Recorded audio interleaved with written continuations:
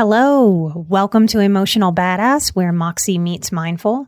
I'm your host, Nikki Eisenhower, life coach and psychotherapist. And on today's episode, I'm discussing intuition and giving you an exercise to practice.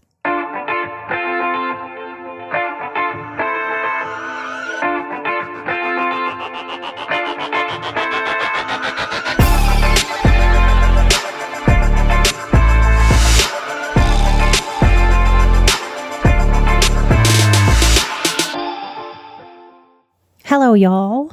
I want to try something and I'm not sure if it will be a hit or a flop, but I think that's a really important piece of being a person. I'm going to take the risk and trust that you'll tell me and I'll get feedback. And that's a big part of being a healthy person, y'all.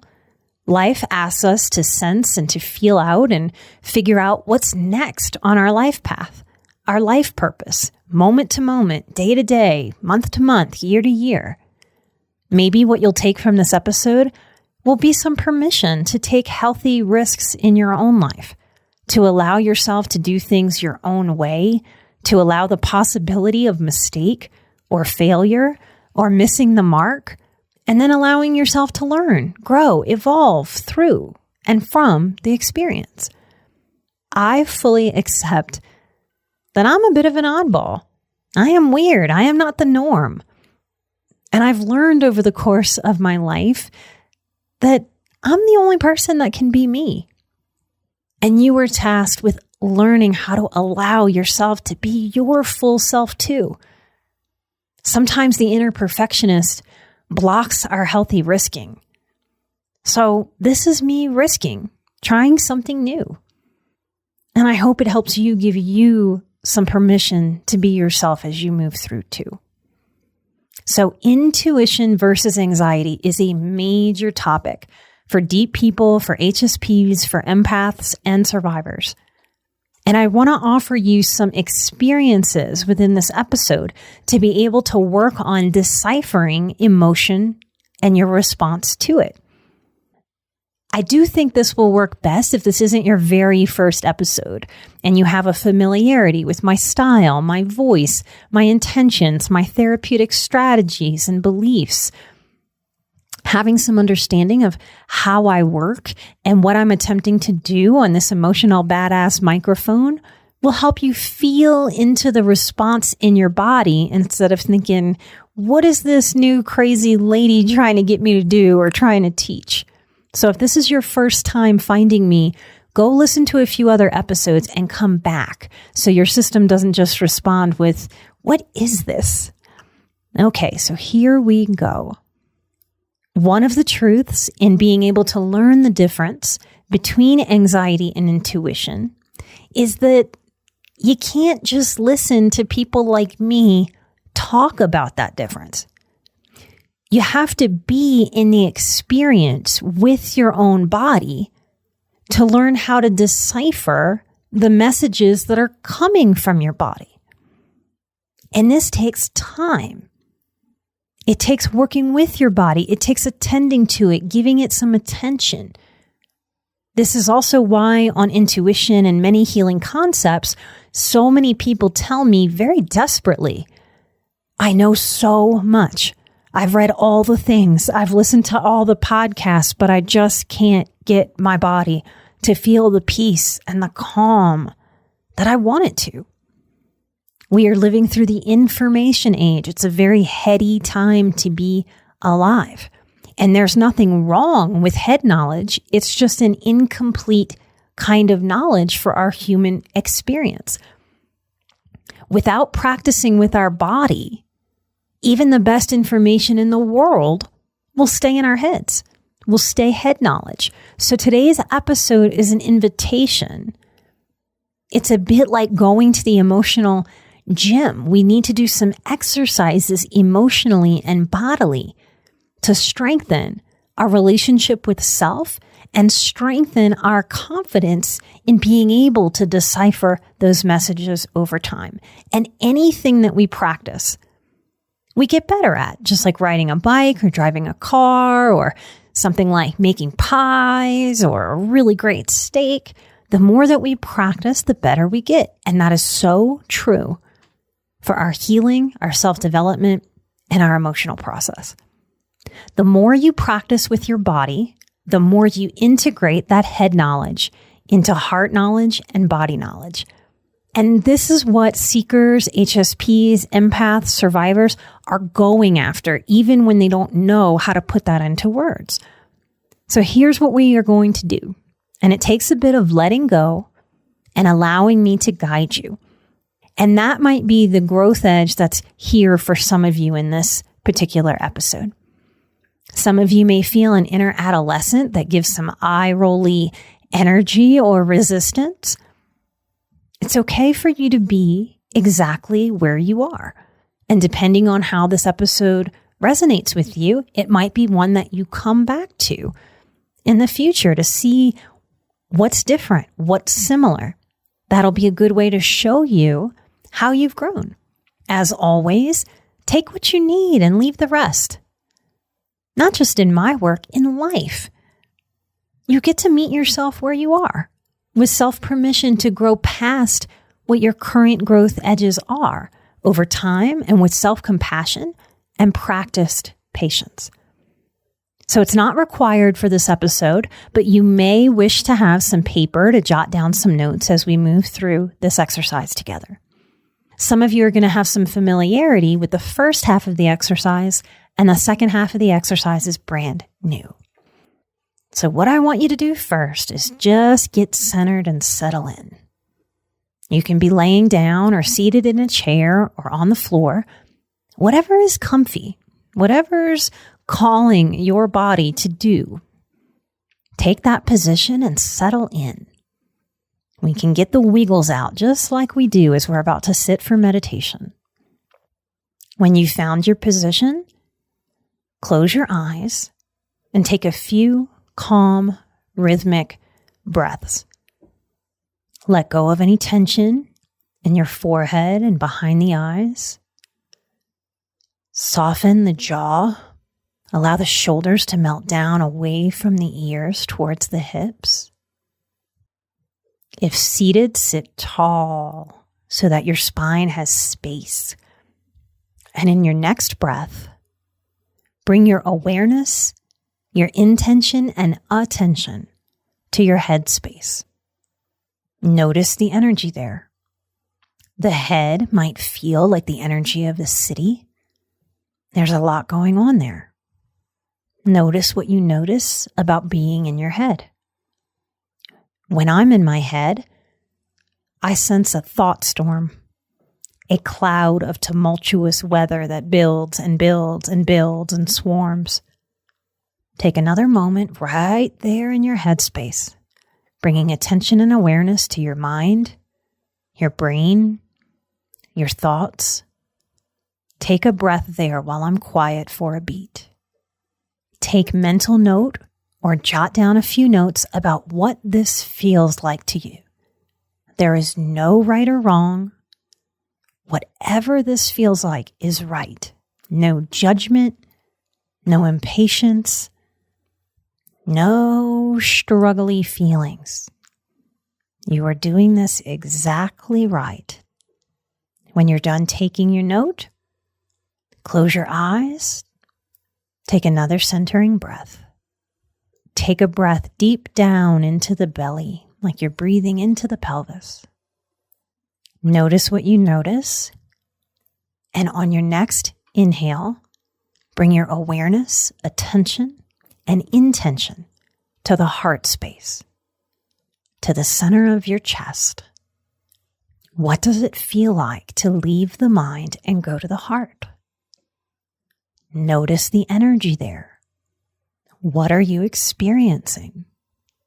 Often, if we've spent a lot of lifetime in the head, which most of us have, we'll go to the heart, and then out of being habitual creatures, we will go right back to the head.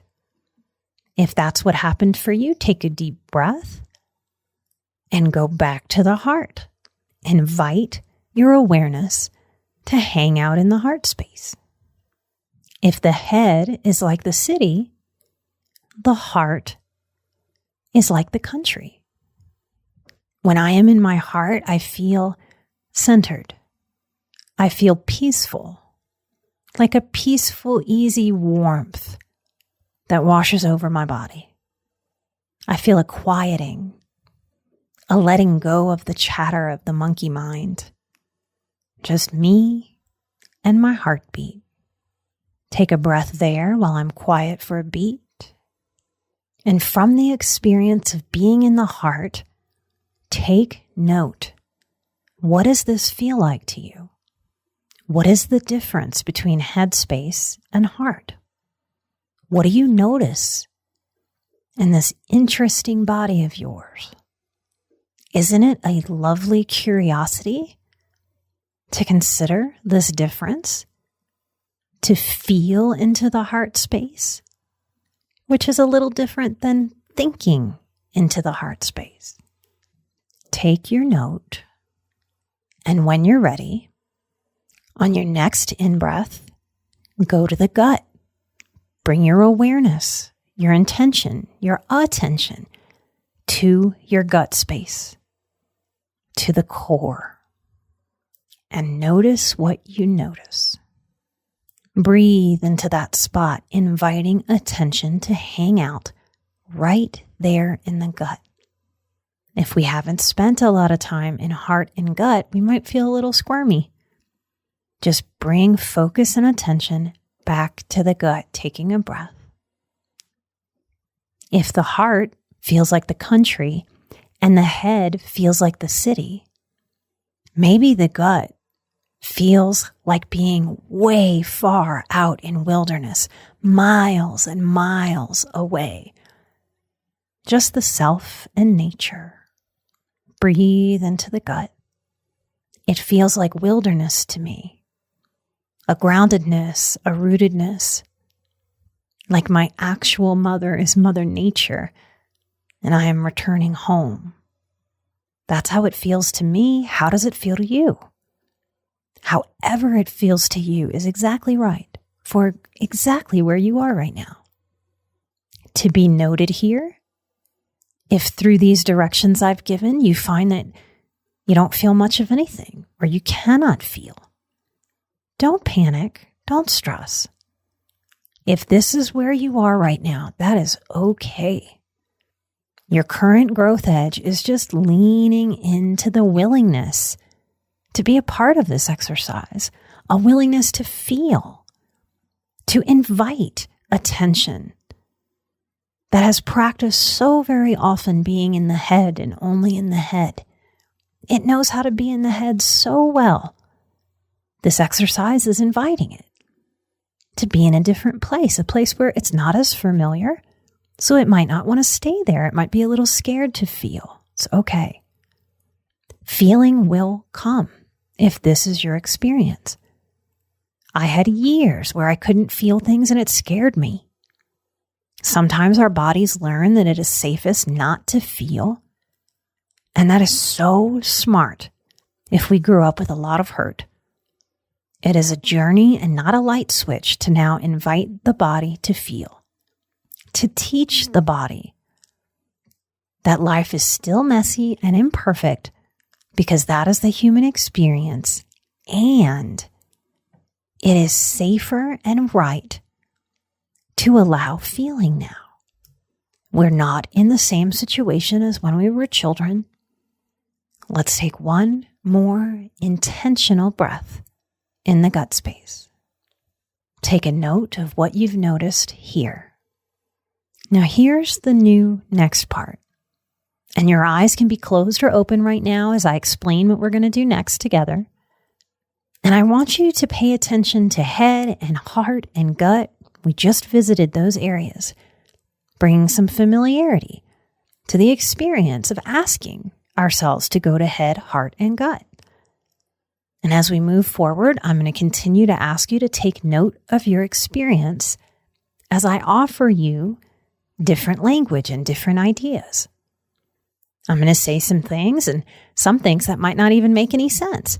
And this is to give an opportunity to compare and contrast some differences in feeling that comes from idea and thought. Allow this to be an experiment. I invite you to close your eyes once again and find your rhythmic breath, easy and full, noticing the bigness of your body, the edges of your skin, right where your body starts and stops, and take another breath. I have 8 offerings for you. Number 1, notice what you notice in your body, head, heart, gut, and anything else you notice.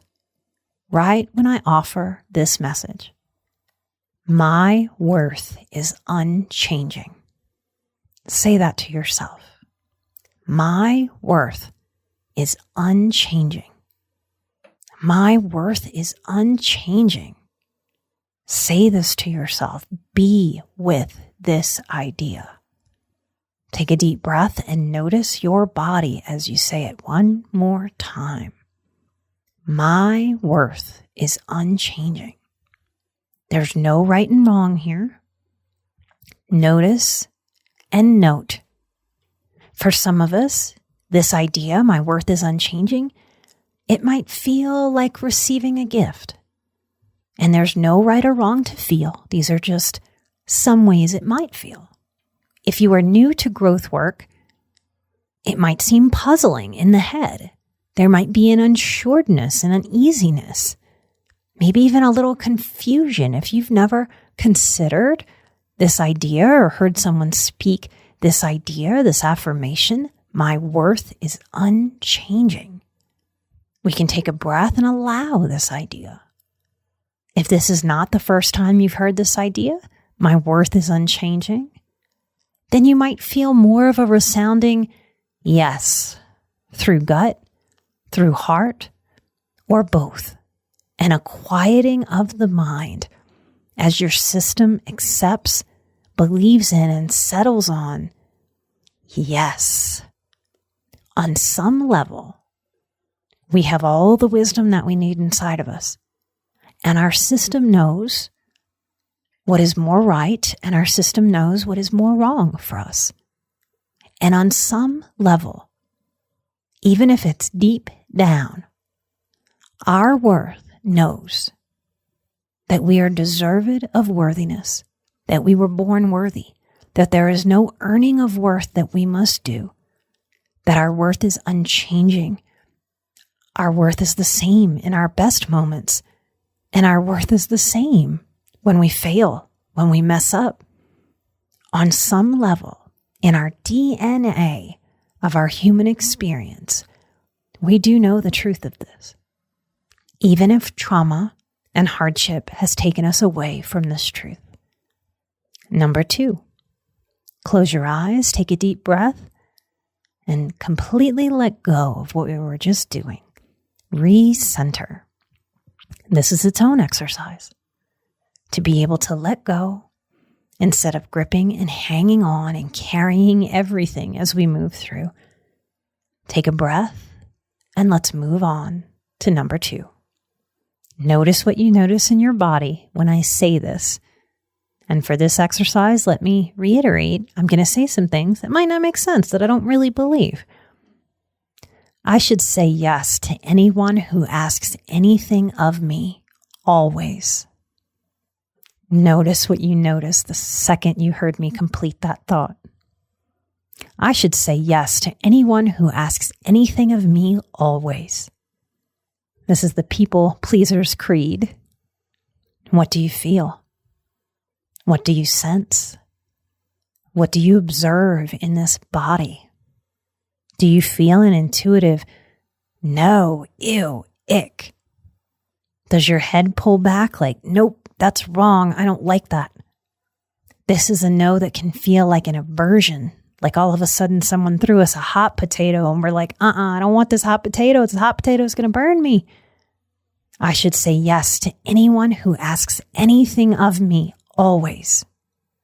How does your body respond to this idea? Do you feel a sinking in the belly, a tightness or a cooling? Does the mind cloud thicken The storm getting bigger up there above your head? This is anxiety.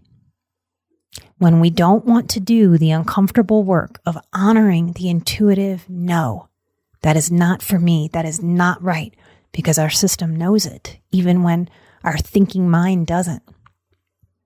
When we don't want to do the uncomfortable work of honoring the intuitive no that we sense and feel, we leave our intuition in the heart of the gut and we go up to the anxious mind and we spin an exhausting story in denial of this intuitive invitation to act in self-regard and self-respect. The people pleaser in us is very frightened to give ourselves permission to honor who we are, our limits, our boundaries, to speak our truth, to say yes, and to sometimes say no. I teach boundaries with a lot of passion. Of course, I believe that we should not say yes to anyone who asks anything of us, anytime and always. There's a reason. For most of us, no is one of the first words we like repeating. It is a very important one. Notice what you notice about I should say yes to anyone who asks anything of me. When you're done with your note, take a deep breath and recenter and let go, clear out. Those of you who are old enough, do you remember Etch-A-Sketch? We just shake the Etch-A-Sketch and the previous drawing disappears. Let's Etch-A-Sketch ourselves and take a breath. Notice what you notice when I speak this next offering of an idea. Notice what you notice in your body. Notice if it's simple or complex. Grass is purple. Yep, that's what I said. Grass is purple. What does that feel like? What do you notice in your head, your heart, your gut, your entire body? Grass is purple. What is the experience of hearing me articulate that? If I hear grass is purple, I feel a very simple nope. It's like sitting back into my gut space, the way we might relax back into a chair, allowing the chair to support us. It's my intuition simply supporting me, and that's not true. That's not real. There is a knowing, a peaceful knowing of incorrectness. I suspect that most of us felt a secure feeling with this no, a simplicity, because I trust that you know damn good and well that grass isn't purple and it's green. This is the feeling of confidence.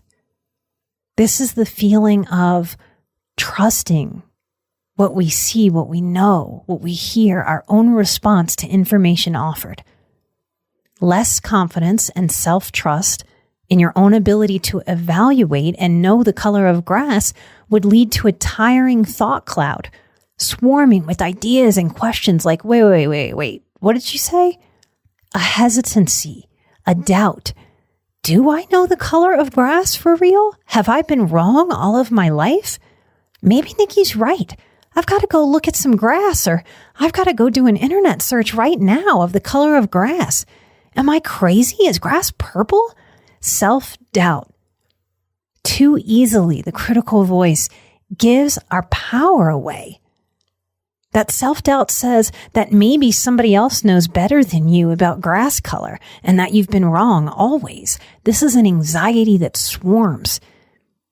If you felt a trust of your grass color identifying skills, your grass color knowing, make a note that this is the feeling you are working toward having in less tangible realms, meaning that you are learning to trust your own assessments of things.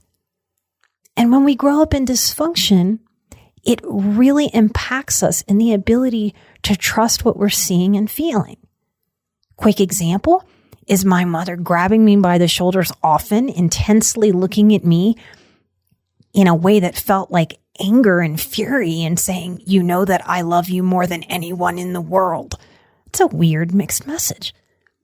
So I didn't have a lot of trust in receiving messaging because I didn't have a lot of trust and security in my family system. Therefore, I learned a lot of doubt. I learned a lot of mistrust. I learned a lot of confusion, and I practiced staying in a confusion-based thought cloud very, very, very often as my system was developing into the person that I am. You are learning to trust your assessments of the world. And trusting yourself does not mean that you stop learning or growing with and from others. It doesn't mean that you shut down new ideas. It doesn't mean that you become a narcissistic asshole about things. It just means that you let go of processing life through the burning up of your own energy by eroding your own power away through doubt, confusion, just because that has been an unfortunate practice state. Let me say this to you clearly. No matter how broken you might feel now or in moments in life, maybe how clueless or behind the curve, you know so much. Your intuition is never wrong, and you are learning to interpret it better and better and better, with more confidence, more self-trust, more self-regard, more ease, and more flow. At some point, you have to decide to start leaving that confusing thought cloud that has become a dysfunctional comfort zone and start trusting who you are in the world, your faculties, your senses, your impressions, your experience, so that you can step into becoming your own authority figure. Becoming your own authority figure will help you disallow this kind of exhausting, wearing thought cloud of doubt and confusion. Take a note about whatever you need to note about the exercise. Grass is purple. Take a deep breath and come back to center. All right, y'all, I'm going to pause this episode right here. It's become a long one, so we're going to split it into a part 1 and a part 2. So look for part 2 next week. I haven't done this in a while, but I want to take a moment to thank some of you who very much help the show. You work that funky iTunes algorithm that no one really knows the secret of how it works. When you write a 5-star review anywhere that you listen to Emotional Badass, you are helping work all of the internet, all of the algorithms to really help the show be suggested to more and more people that are out there in the world. There is rarely a day that goes by that we don't get some kind of message of someone saying, oh my goodness, I am figuring out that I am a highly sensitive person. I no longer feel crazy. I feel like I've found my tribe, and it is just the best feeling in the world. I know from personal experience how freaking confusing it is when you don't understand your sensitivity. You don't understand that you're not alone in how you feel and how you process and move through the world.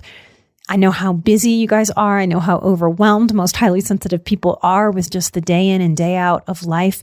So I want to thank these people and give some airtime to the effort that you have made to support our show and other people finding us by writing these reviews. All right. I want to thank M. Kessler. Oh, that's interesting. That was the last name of my very first boss who cried when he had to lay me off. But this is not my old boss, but M. Kessler. Thank you so much. They say life-changing podcast for HSPs. This podcast has been life-changing for me as an HSP empath. Nikki has been a pivotal person in helping me. They still make me choke up, you guys, in helping me to understand, acknowledge, grieve, and work through the process of being an HSP empath, and gives me so many tools to use in walking this path. I have recommended this podcast to many people already and will continue to share this gift to other HSPs. Thank you, Nikki. Thank you, M. Kessler. So much light and love. I want to thank LKJ, HG, bunch of letters and numbers. They say mind opening. Nikki easily converses and educates her listeners on important life topics for personal growth. She is an emotional soul genius. Oh, that's so sweet. Thank you so very much. Light and love. I want to thank Tofu Drew. I like your name. They say I teared up a bit. Oh, well, I am tearing up a bit already right now. So it's part of what we do here. You are in good company, Tofu Drew. He says, thank you so much. Episode 146 especially helped me feel like I'm truly beginning my journey in shadow work and healing. I pushed myself to do the exercise, and it wasn't nearly as hard as I had thought. Now I feel that by writing it down and reading it over, maybe my ADHD brain will filter the overly critical thoughts as unimportant as it does with a lot of other things. I think my roommate shared this podcast with me, and I'm very grateful she did. Healing from trauma is hard. Change is scary, but it's important. Hell yes, Tofu Drew. Thank you so much for that. Light and love. I want to thank DeBradkey. They say, best advice and info I've found. What a compliment. Thank you so much. They say, Nikki is a real person. I am. I'm glad you guys can feel that. She brings me inspiration and knowledge of how to make my life better in numerous ways. I thank God for that. I listen daily as I walk my dogs, and her voice is calming and just so true. I feel as if she's speaking directly to me and my personal issues. Her voice is so calming, and the meditation advice I find very helpful. I am a survivor and a veteran of the USAF, a disabled veteran, and have experienced a very trauma-filled life. I have talked to therapists over the years. Most of them were a complete waste of my time, money, and energy. Nikki is the real deal. Thank you. I'm so glad we found each other. Thank you so much. Light and love. And thank you so much for your service and for continuing to lean in and heal yourself. What a badass. I want to thank HDFJDOOS, bunch of letters. They say, thank you for this podcast. And there are 6 stars they put as emojis, something that really made me feel at home when I first started listening. The moments of about to cry, it felt like open arms. Thank you for all the support. Well, open arms is what I am offering, and I just embrace you and everyone who needs that hug. So I am actually hugging myself right now and sending a hug out there to this person who wrote the review and all of you. And man, if you need an extra hug, take a little extra second with me. I'm sending that hug right now. All right, I'll read one more, you guys. I want to thank KTY Brand. They say, I definitely needed this show. I found this wonderful show today browsing different podcasts, and I was blown away after one episode. I've literally not been able to stop listening for hours now. Even as I cook dinner right now, I have my ear pods in, and I'm elated to be learning as I cook. I'm definitely an emotional person. I think overly, and I'm also a trauma survivor and try to cope with my PTSD daily, sometimes hourly or by minutes. Thank you, Nikki, so much for your boundless wisdom on these hard to talk about topics. I'm definitely a big fan and look forward to future podcasts from you. Thank you so much. And I love visualizing you just cooking, nurturing food for you and your family while you're listening. Thank you and everyone. Light and love. And I will see you right here next time for part 2. Take care of yourself through this holiday season and get ready for 2023 to love yourself through. I am an emotional badass. You were an emotional badass. And together we are where Moxie meets mindful. Light and love. And I will see you right here next time. Take care. Bye-bye.